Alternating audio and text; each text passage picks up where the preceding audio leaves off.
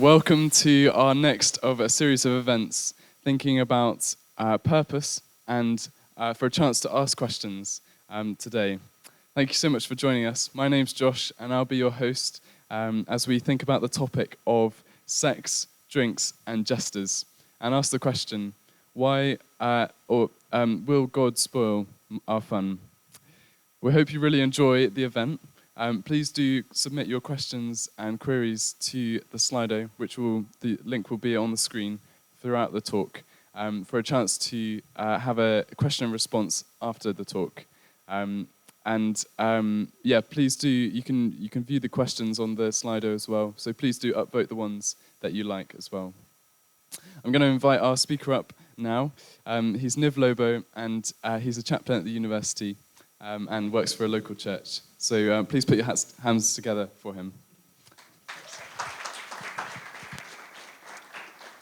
It's great to be with you, and thank you so much for the questions you've been bringing every lunchtime via Slido. It's just been brilliant to engage with those, so keep them coming. We want to have the discussion, and I'm sure on a topic like this, you have lots of questions. Because our question this lunchtime comes from a common understanding of God, that God is into rules, and he's anti-pleasure. He's all about clean living. He wants his followers to fast rather than to feast. And if there's fun and a party going on, he probably wants to make sure no one's having too much of a good time. That's what most of us think about God. When I was a teenager, I saw an atheist bus driving around London. Maybe you didn't know that buses could be atheist, but this one was. A campaign got together and put an ad on the side of buses and drove them around London, and they were saying this: "There's probably no God, so stop worrying and enjoy your life." Implication: if there is a God, start worrying, stop enjoying, because he is out to ruin your fun, and he's out to stop you from having a good time. This is a God who has some kind of pleasure problem, and who would want him in their lives? It might be that the thing that stops you from taking the Christian faith seriously is the fact that it would massively interrupt your night out, and you wouldn't be able to enjoy the things you have enjoyed so far. And if that's the case, might I suggest this lunchtime that there's a huge surprise in store? Because we're always told about the God who is anti-pleasure.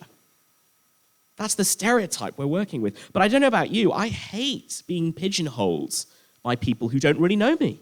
I hate it when people work from stereotypes and prejudices rather than what I'm really like. And if that isn't acceptable for you and me, why would it be acceptable with God? Why not let God speak for himself? And that, by the way, is what I discovered when I first started looking into Jesus. His claim is that he is God, come in person to show us what God's really like.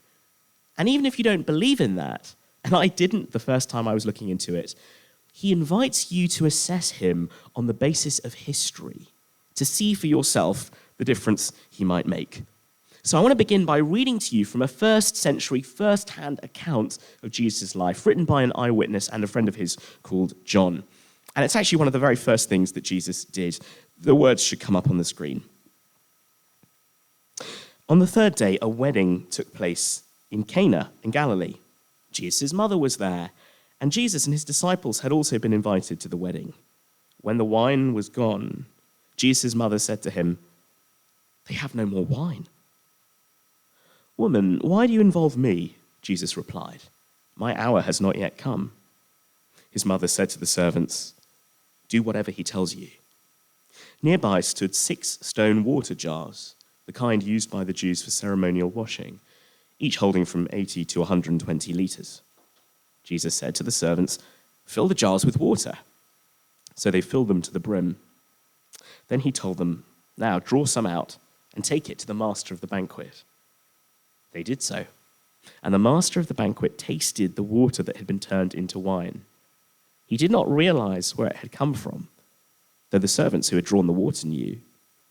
Then he called the bridegroom aside and said, "Everyone brings out the choice wine first, and then the cheaper wine after the guests have had too much to drink. But you have saved the best till now." What Jesus did here in Cana of Galilee was the first of the signs through which he revealed his glory, and his disciples believed in him. Jesus is at a wedding, and the wine runs out. That is a terrible thing to happen at any time in life, but especially bad at a wedding, and especially bad in a first century Jewish wedding, which was meant to go on for days. Someone has screwed up, and things have gone badly wrong. So what is it that Jesus is going to do when he finds out that the wine has run out? Surely he's going to celebrate. Surely he's going to step out of the corner and say, good, you're all having too much fun anyway, right? That's what an anti-pleasure God would do. But of course, look at the evidence. That's not what Jesus does, is it? He produces an astonishing amount of wine. Someone crunched the numbers. They reckon at least 730 bottles of really excellent wine. The wine that none of you are able to afford on a student loan. The really good stuff, quality and quantity. That is hardly repressive behavior, isn't it? That is hardly boring, sensible behavior. The celebration, the joy, the feasting. Jesus doesn't come to put an end to it. He ensures it keeps going. He doesn't spoil the fun. He rescues it. And it's so good that the MC is actually confused as to why you would bring such good wine out later, get people drunk on the good stuff, and then they won't notice when it's really bad. That's how good the wine is. See, this is what God is really like. He is committed to our joy, wanting to bring it in quantity and quality. Think again about what Jesus does here. Does that look like the action of a killjoy to you? This is who you are being invited to put at the center of your life. A God who doesn't spoil the fun. According to this God, there's nothing wrong with fun. There's nothing wrong with pleasure. He doesn't have a problem with any of it. But actually what this moment reveals is that we do. God isn't out to spoil the fun. He isn't out to ruin our pleasure, but we're the ones who have a problem with it because we live in a world in which the wine always runs out. It's an awkward but fair observation, but I'm sure each one of you has discovered it. When you pursue pleasure, yes, you find it, but before long you find yourself wondering whether it was enough. And actually, even the things we chase for joy don't always deliver what they promised. Do any of you know the Netflix show BoJack Horseman? It's a phenomenal cartoon, absolutely brilliant. There's a moment in it where one of the characters says, that's the problem with life. You either know what you want and don't get what you want, or you get what you want and then you don't know what you want. I remember the first time I heard that, I knew exactly what they were talking about. The thing I chased for pleasure, turning out not to be quite it. Thinking I'd arrived at the goal, but when I got there, finding that the goalposts had moved. Do you know that feeling? Ed Sheeran knows that feeling. Take his song, Eraser. He says, I used to think that nothing could be better than touring the world with my songs. I chased the picture-perfect life. I think they painted it wrong. I think that money is the root of evil and fame is hell. Relationships and hearts you fix, they break as well. And ain't nobody want to see you down in the dumps because you're living your dream, man. This should be fun. He says a bit of a rude word there. Ed Sheeran understands. And if you think about the amazing success and fortune and fame he has, if he can't be happy with that, who can be happy with anything? Forget giving everyone what they need. Give people what we want, and we're still not happy. There's nothing wrong with living for pleasure, God says, but we're not very good at it. Somehow the wine keeps running out. Why is that? We understand ourselves better than we ever have. We've mapped the human genome, and yet we're not happier as a result, are we? Technology has advanced astronomically in the past few decades, but has human happiness? All the studies seem to show that people were happier in the past than they are now. So what do we do in a world where the wine runs out? Do we pretend? Do we fake it till we make it? But that can be so hollow, can't it? Such an empty thing to do. And actually, it can do more harm than good if people are really hurting and we tell them to just try and look happier. What should we do? Should we give up on it? The philosopher and atheist Bertrand Russell once counseled us to build our lives on the firm foundation of unyielding despair. He's saying just come to terms with what life is really like. The wine runs out, and that's it. That's it. But in contrast, what Jesus says is so wonderful. He's saying the problem isn't searching for pleasure. You shouldn't stop looking for pleasure. but you should stop looking in the wrong places. Sex, Drink and Jesters. That's our title today.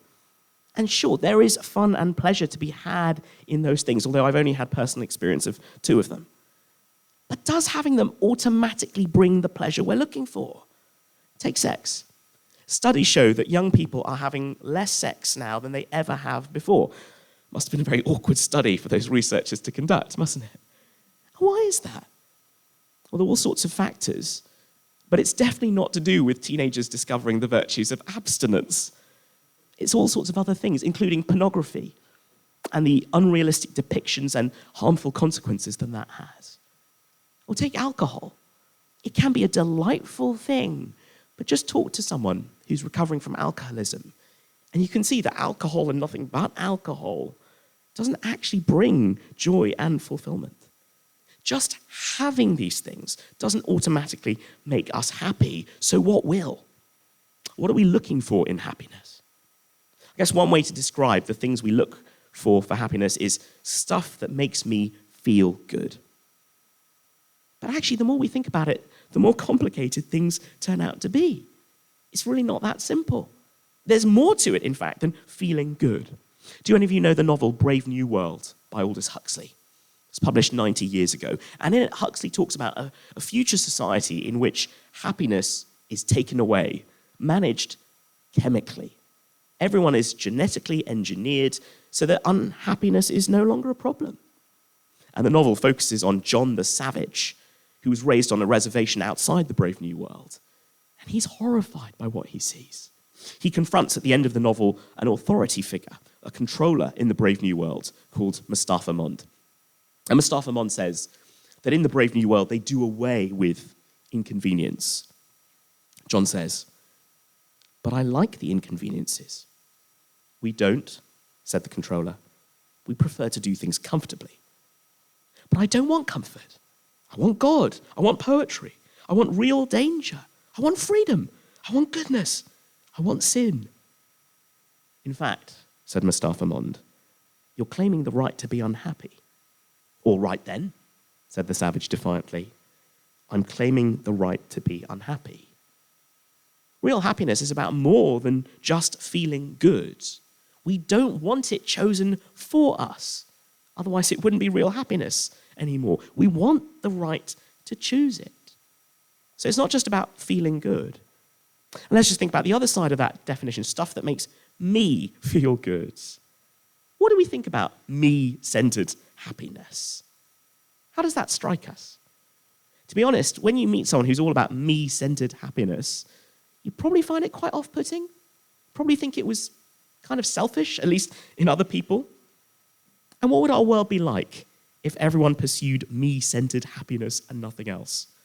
Our world would probably be a bit of a less welcome place to be in. If me-centered happiness is what it's all about, why care about global inequality? Why not trample on others to get what we want? And the thing about me-centered happiness is that it isn't even very deep. Happiness that centers on me, that cuts others out, isn't happiness for very long. Another depressing study recently revealed the loneliest generation. Do you know which generation that is? It's not the elderly. Apparently it's you, 16 to 24s, the most lonely generation. And perhaps you've experienced that. I really hope you haven't, but perhaps you have. Charles Bukowski, the American novelist, one of the characters in one of his novels says this: "I never felt right being alone. Sometimes it felt good, but it never felt right." And we sense that at a deep level. The deepest happiness is inextricably bound up with others. That's how we're wired. We're closest to pleasure in the pleasure that we have with others. So no joke is really that funny until we've told it to someone else and made them laugh. No view is as beautiful as it is when you're sharing it with someone you really care about and find beautiful too. Just think about Jesters. Every time someone has ever invited me to Jesters, they've said, "Come to Jesters, it's rubbish. No, seriously, it's gross. And don't wear nice shoes because they will be ruined. Come along, there'll be fights and snake bite all over you by the end of the night." Why does anyone say yes to that? We seem to be proud of how bad Jesters is. But the only reason anyone ever goes is because you go with your friends and you have a great time together and you share the sticky, scary moments together. And even the people who go there on their own probably go there longing to meet people to share that experience with. All the things we enjoy most are richer when they're shared. Relationship is the thing that brings the deepest happiness of all. And what Jesus offers is the ultimate relationship, the relationship we were made for, the relationship which all our other relationships and the joys they bring are pointing towards. Jesus is inviting us to know him in a relationship in which joy can be found. And like we were hearing yesterday, a relationship which has room for us even when we are not feeling like a lot of fun, even when we are feeling depressed or low or down. His love won't fail us in those moments either, and won't reject us when we're not that much fun at the moment. What's on offer with Jesus is him. Do you notice in that wedding miracle, John doesn't actually call it a miracle, he calls it a sign. Because the sign isn't the thing itself, it just points that way. And the wine isn't what we're meant to be most excited about, it's a sign. And what it's pointing to is Jesus. He's the one on offer. See, the problem is, each one of us, in our pursuit of me-centered happiness, have cut others out of the picture and cut God out of the picture too, and disconnected from the one we were made for. No wonder the wine runs out. No wonder life ends up ebbing away. And disconnected from the God we were made for, we also end up suspicious and fearful that he's out to ruin our lives and that getting to know him might diminish us. But we're wrong to be suspicious.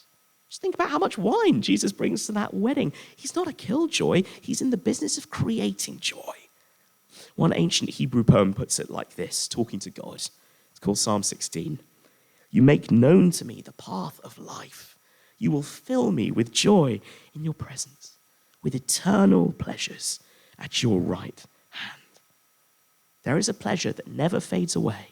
There is a joy that can fill us all the way up. There is a wine that never runs out. And so your instinct to seek pleasure is absolutely right. And your disappointment when that pleasure runs out is absolutely right. Within us is a set of longings and desires that no amount of pleasure could ever satisfy. But instead of giving up, could it be that we were made for more? That poem talks about pleasures at God's right hand in a relationship with him. And that is what Jesus is all about, drawing us back into that kind of relationship. Because according to God, something about you is so wonderful and important that nothing else on earth could really satisfy you. You were not made for temporary joy or fading pleasure. And actually, all the pleasure we experience in the world hints at that. God has been gratuitous in filling his world with beauty and filling our lives with joy. Did we ever need to see the starlight?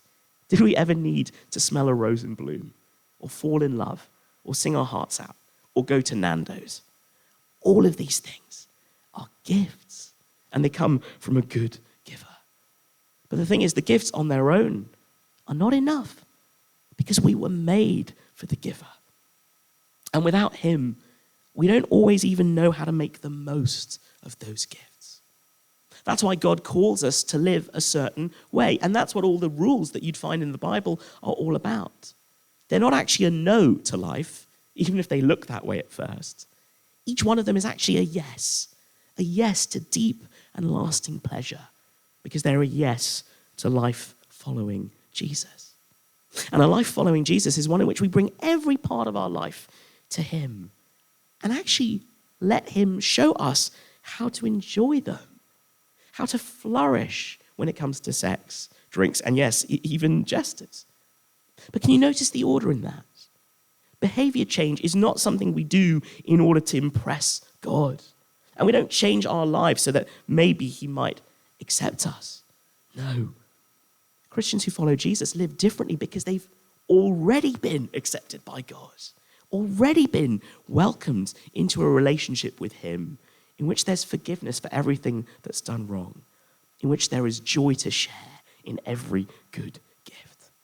And that acceptance with God, which comes as a free gift, which, by the way, is unique among the world's religions, an acceptance you don't have to achieve, but one you get to receive. Not a wage you earn, but a gift you unwrap. That acceptance from God is transformative, and it changes things in all sorts of ways. But all those changes are downstream of a bigger, deeper change, a restored relationship with God, in which you find yourself wanting to live his way, trusting that his way is the fullest and best flourishing. And he's worth trusting on that. Because remember what he does at that wedding. He rescues the party. Water into wine is Jesus' manifesto. He's come to fill life to the full. And in a world where the wine runs out, he comes to bring pleasure. He is committed to your happiness, more committed than we could ever have guessed. And in fact, far from being a cosmic killjoy, follow Jesus through his life, and you'll see he's prepared to die for your joy. That's not hyperbole, by the way.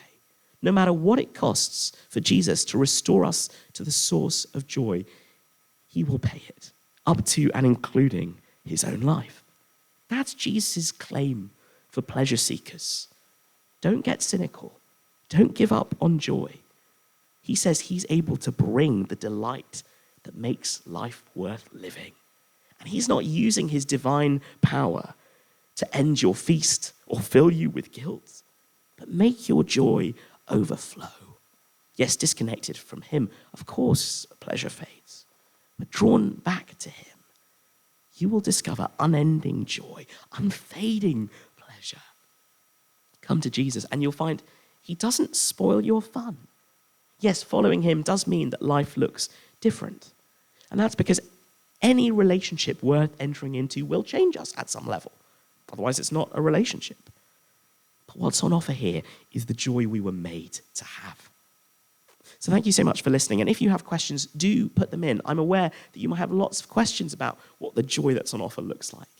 But can I tell you, this joy that we're talking about could be yours. It's something that's really available with Jesus. And if you're someone who knows what it's like for the wine to run out, why not come to him and find the joy you were made for? Even this week, if you feel like God might be putting on your agenda things you never thought you were going to think about, why not take that seriously? Why not see for yourself? On your table are accounts of Jesus' life that you could take away and see if you're coming to this and it feels like something you just want to know more about. Maybe you don't even believe in God, and like me, you want to just look in at the historical evidence. Please do that. Take these accounts away. But maybe you're ready for more. And maybe this week, you're ready for the joy Jesus has to give. That could be yours too. Do talk to me or someone from the CU about what that might look like. Anyway, let's take a moment now, talk on our tables, get on the Slido, add questions, and thank you so much for listening.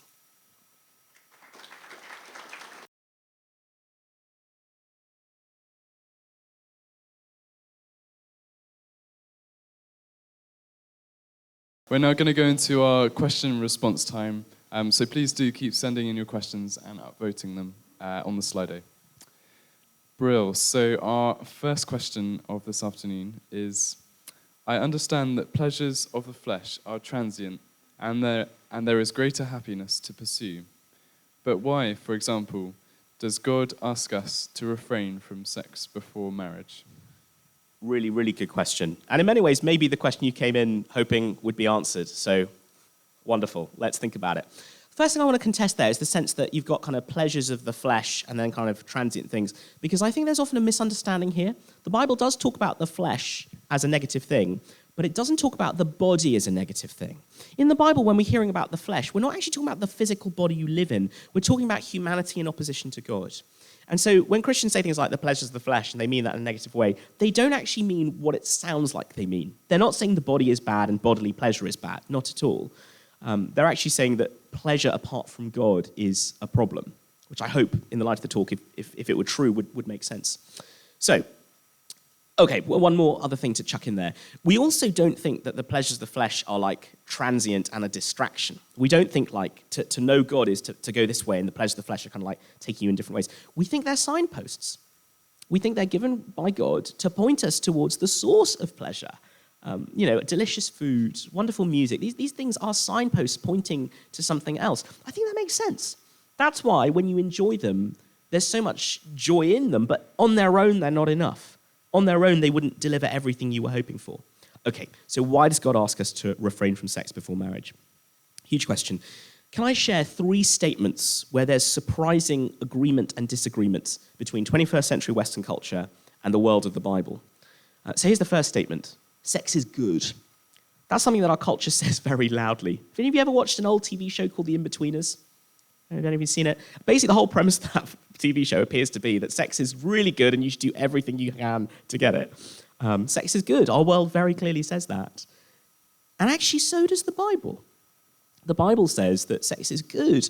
God creates human beings, and one of the things he says to them is, be fruitful and multiply.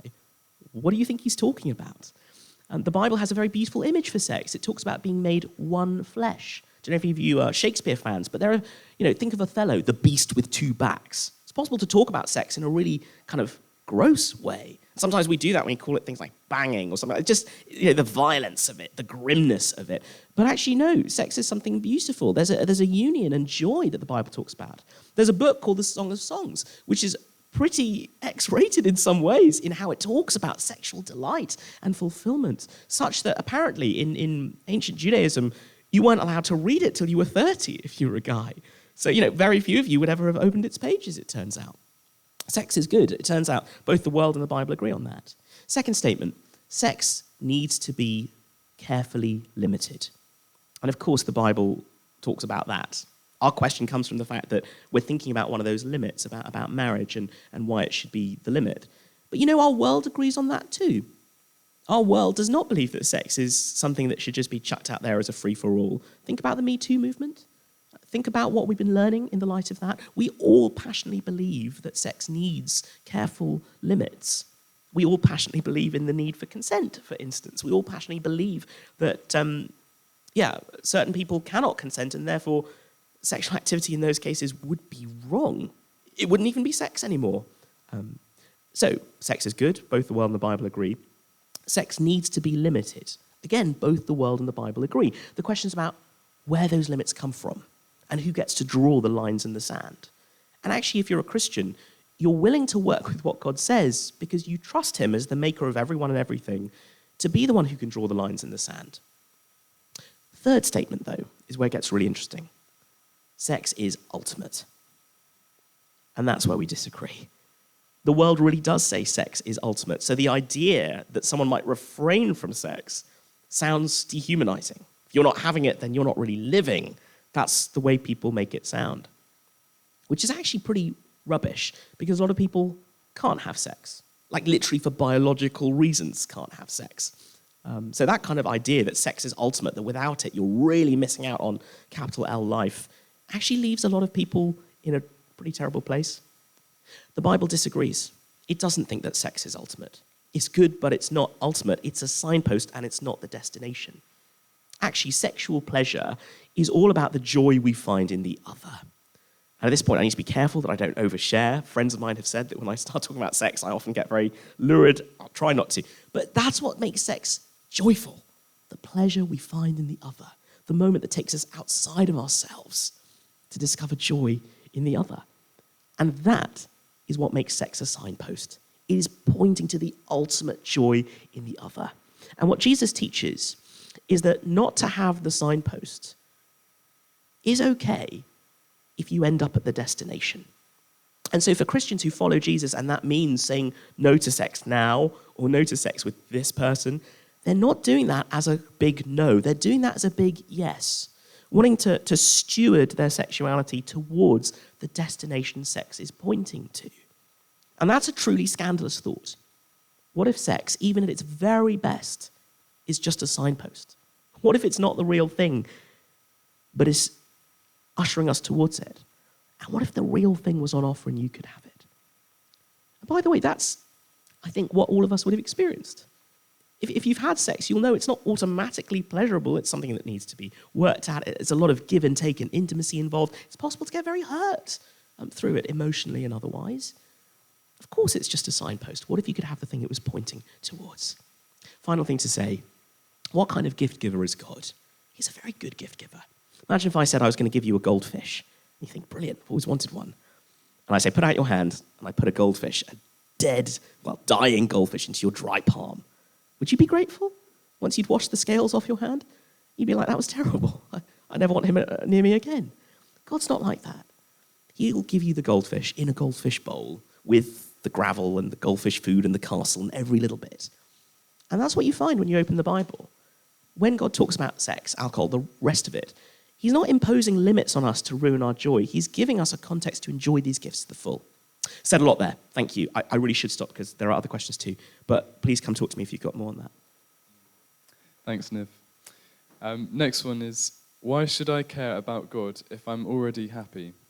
Sex, drinks, and jesters are pretty good by me, and I don't think I need to think about it that deeply. Thank you very much. I'm really glad you're happy. It's so nice to meet people who are happy, particularly when so many people aren't, and so many people beneath the surface are really struggling. So if that was your question, thank you for sharing that.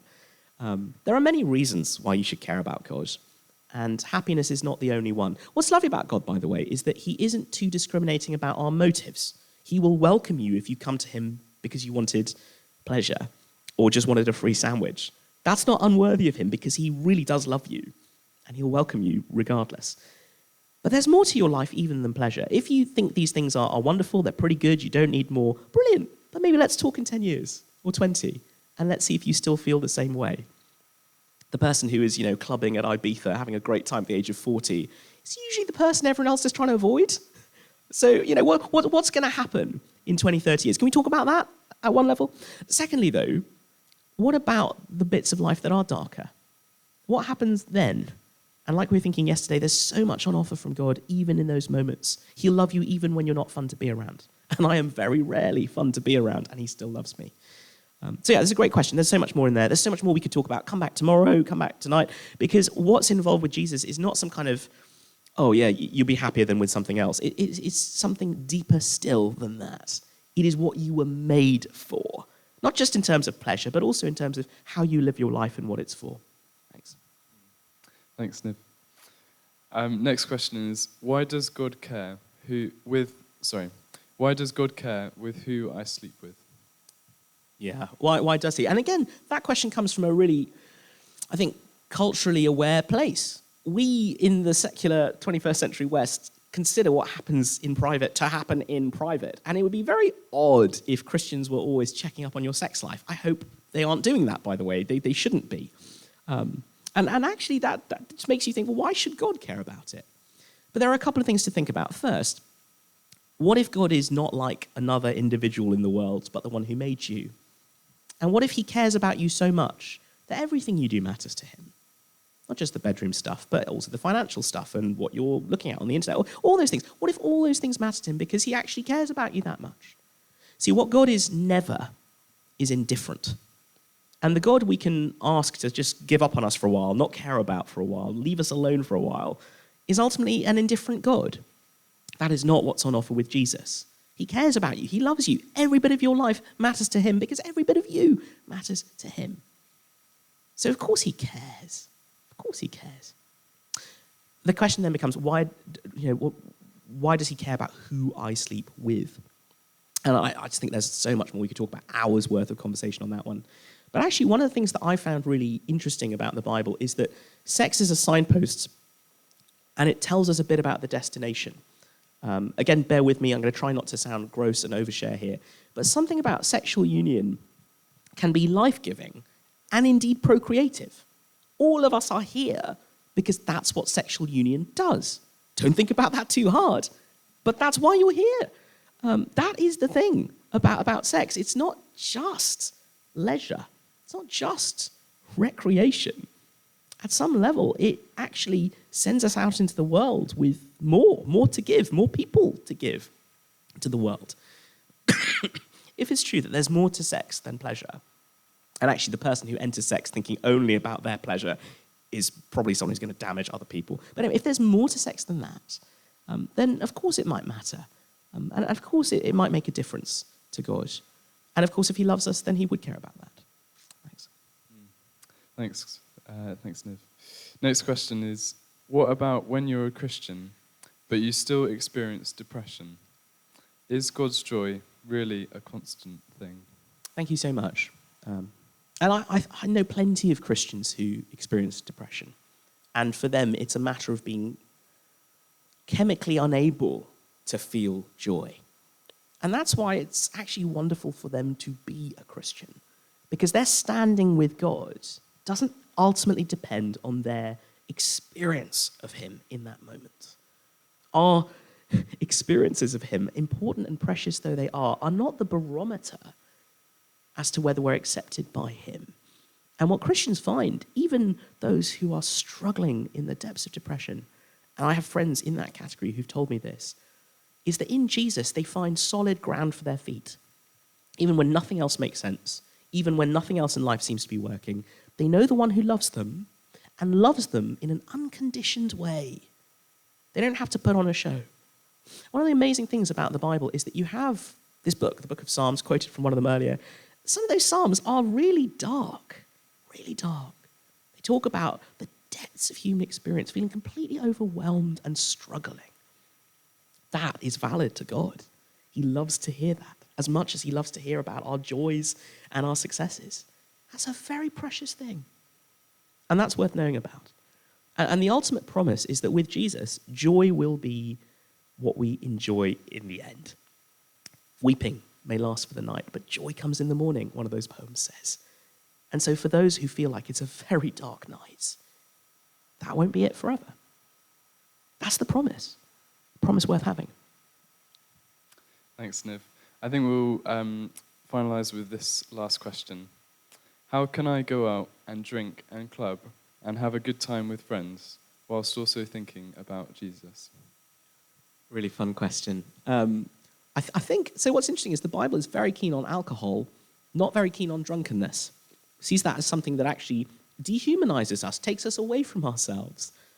So, yeah, drink and enjoy that, but enjoy it in the right kind of moderation. Clubbing, yeah, again, great. Enjoy it. Why not? There's nothing wrong with dancing. There's nothing wrong with celebration. Those are wonderful things. And I think the aim is, one of my favorite writers calls it, tracing the sunbeam back to the sun. What if in all these delights you could say, what a good gift, and what a good giver? Dante Gabriele Rossetti, whose sister, Christina, was far more talented. But anyway, he went to my school, so there you go. Anyway, Dante Gabriele Rossetti once said, apparently, the worst moment for any atheist is when he is truly grateful and has no one to thank. It's a good point. What if in the peaks of your joys there was someone to thank and someone who would share it with you? Bro, thanks, Niv. And thank you to you all for joining us. This is the end of our gathering now, but please do join us for our lunchtimes and evenings throughout the rest of this week. Tonight we've got our next talk, which is on the topic of discovering my purpose and answering the question, what shapes my identity? It's at 7 p.m. and there's free food as well. So thank you so much for joining us, and we hope to see you soon.